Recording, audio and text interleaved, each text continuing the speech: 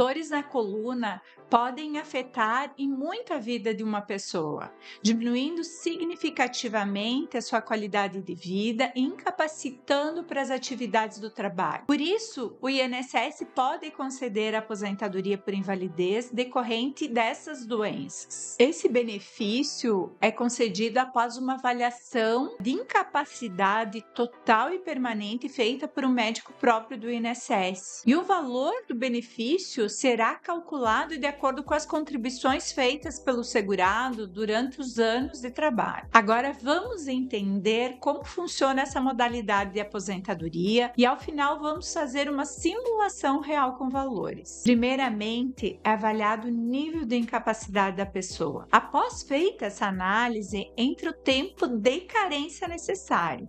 Esse tempo geralmente é de 12 meses. É a quantidade mínima que a pessoa precisa ter, que o segurado precisa ter contribuído com a Previdência para ter direito a esse benefício. Lembrando que se essa doença for grave, exemplo de um câncer, um HIV, ou decorrente do trabalho laboral, como por exemplo uma tendinopatia de bancário, ou a coluna de alguém que levanta pacientes, é enfermeira, por exemplo, não precisa de carência. E por último, é analisado se o trabalhador tem qualidade de segurado, ou seja, se ele é contribuinte do INSS ou se ele está no período de graça, que geralmente é 1 ano após o fim do último vínculo do trabalho ou 2 anos em caso de desemprego. As dores na coluna decorrentes das doenças podem ter diferentes origens e é importante fazermos essa distinção para você entender melhor. As doenças autoimunes, as degenerativas e as de origem ocupacional. Nessa última categoria entram as doenças que se desenvolvem da própria atividade do trabalho e se comprovado que essa doença é ocupacional, o seu benefício será de 100%. As doenças que acontecem por conta do esforço repetitivo, podemos considerar os trabalhadores da construção civil, os mecânicos, trabalhadores da agricultura, entre outros vários. Além desses, podemos levar em conta os trabalhadores do setor bancário, os motoristas que ficam o dia inteiro sentados, prejudicando a coluna, os vigilantes, os policiais que precisam portar coletes pesados de armamento.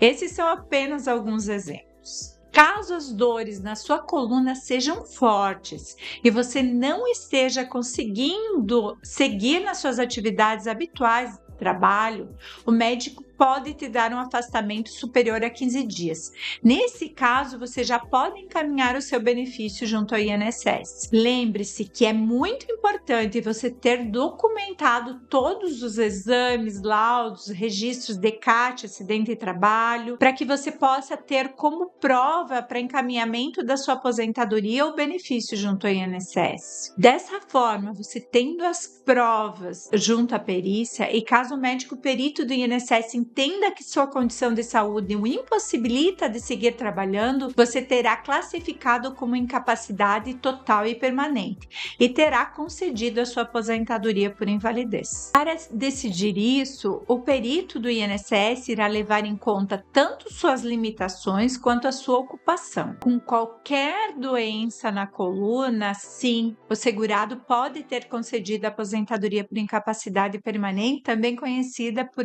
aposentadoria por invalidez, pois a análise do perito não é se você tem ou não alguma doença, mas sim o quanto essa doença o impossibilita de trabalhar. As doenças degenerativas da coluna, lesões graves, hérnias de disco, doenças inflamatórias ou reumatológicas, como tumores na coluna, são algumas das condições que podem conceder o benefício da aposentadoria por invalidez. Caso tenha sido negado o seu pedido de aposentadoria ou de benefício junto ao INSS, você pode buscar o auxílio de um advogado de sua confiança para reverter essa situação. Então, vamos a uma simulação. Nesses casos em que a aposentadoria por invalidez não é doença ocupacional, sempre se parte de 60% da média e é somado 2% a cada ano que a pessoa tem a mais de contribuição. partindo então de 20 anos o homem e 15 anos a mulher. Nesse caso, então, do João, como ele tem